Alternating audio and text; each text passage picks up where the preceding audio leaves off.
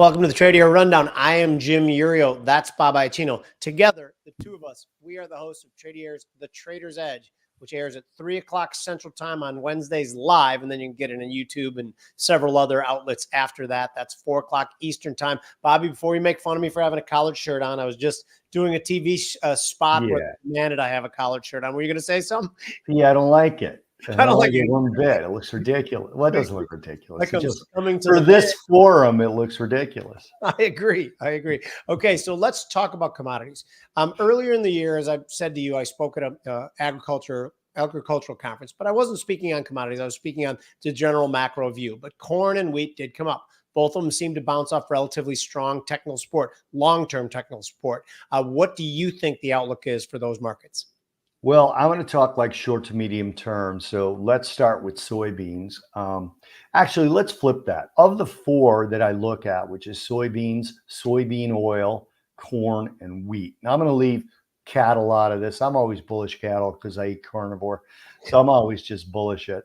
But when I look at it, the only one that has any sort of positive that I can take from it is corn. Corn was down about 6 consecutive sessions over the last 10 days or so, and has finally been able to eke out like 3 higher of the last 5, but there's still a lot of trouble in front of it.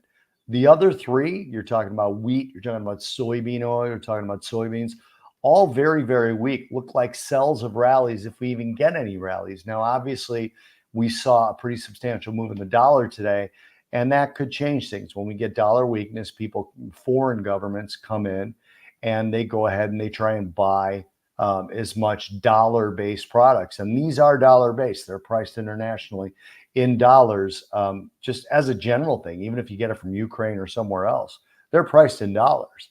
So you could see a little bit of a support, and that might be where we're getting these moves and things like corn, at least today. Okay, so tell me this then. Supposedly the growing season, the weather between is, I believe it's June and October, correct? Yeah. So that was always the thesis. We're in Chicago here, which we always believed was the center of the corn growing universe. Mm-hmm. It's not anymore. So we grow corn as a global crop now. How much is the Midwest? How important is it still? Is it still the leader? Yeah, I'd say it probably went from about a 90% importance level to about a 60 to 70%, especially given the war going on between Ukraine and Russia.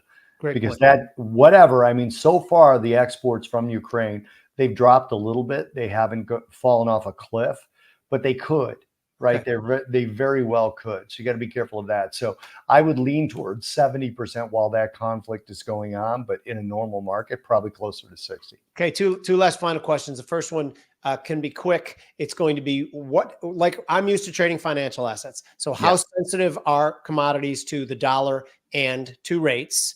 And then the second part is how can people create exposure in these contracts? So I think metals are more sensitive to the dollar than either the softs, which are the agriculturals, or even crude oil. Crude oil tends to have its own supply and demand sort of facilities or metrics that matter a lot more than the dollar in the very short term.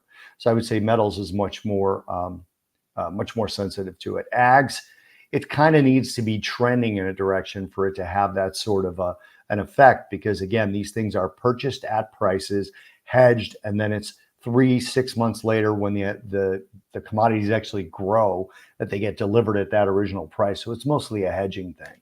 To answer your second question, if you're not a futures trader, there are some ETFs you can trade. There's Invesco Agricultural Fund, DBA. The Tecrium Corn ETF is symbol is CORN, corn. Clever. And then what's up? Clever, I said. CORN. That's very clever, right? Well, their soybean ETF is SOYB. So okay. There you go. There you go. And then their wheat ETF is WEAT. Guess phonetically what that sounds like, Jim. I know. I think I can figure that out. You can also look at sort of these pick and shovel agriculturals like Vanek Agribusiness. They own companies that support production. Archer Daniels Midland, Bunge Limited, ADM and BG. These are all sort of the companies that help the farmers, where you can like kind of express an opinion in those. That'd be kind of like going into the miners if you wanted to express an opinion in gold. Excellent.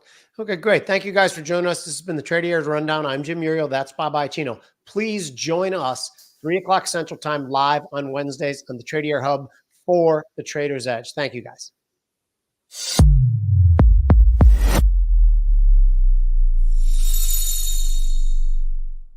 Thanks for watching. Please be sure to take some time to read the disclaimer. Thank you.